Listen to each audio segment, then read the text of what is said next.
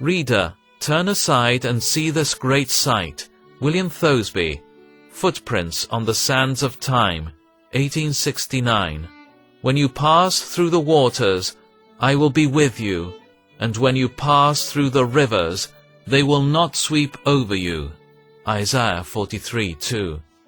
John Bunyan writes in his Pilgrim's Progress, "Now I further saw that between the pilgrims and the gate of the celestial city was a river, but there was no bridge to go over, and the river was very deep. At the sight of this river, the pilgrims were much stunned, but those who went with him said, 'You must go through, or you cannot come to the gate.' The pilgrims then began to despond in their minds, and looked this way and that, but no way could be found by them, by which they might escape the river." How true and touching is this description! There is no way from this world to the celestial city, but through the river of death. Whether men go to eternal glory or to eternal gloom, they have to ford its depths. There is no way of reaching the celestial city without crossing the narrow stream of death. When the summons for our departure arrives, we must enter the deep dark waters. None can disregard the call, nor choose any other mode of transit.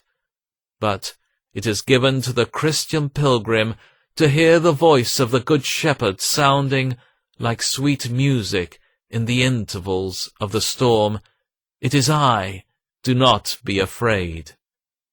Jesus may allow you to hear some touches of richest music, and feel some waftings of balmiest air.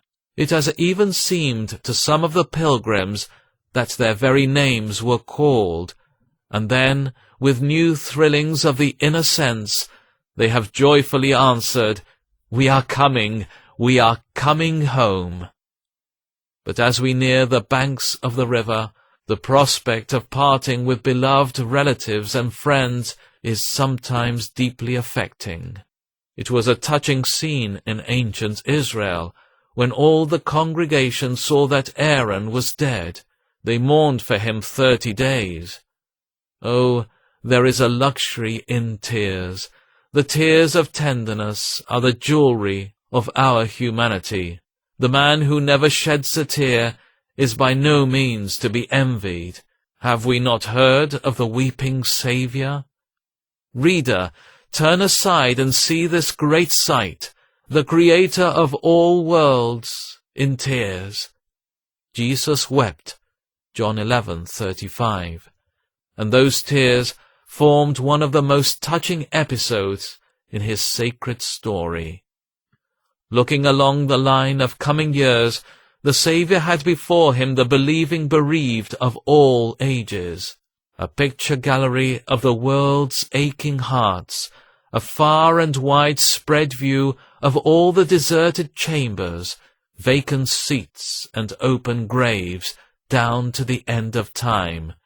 Therefore, weeping believer, your anguished heart was included in the Saviour's teardrops.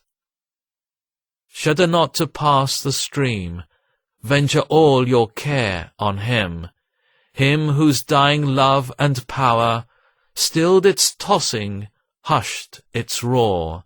Not one object of his care ever suffered shipwreck there. See the haven full in view, love divine shall bear you through.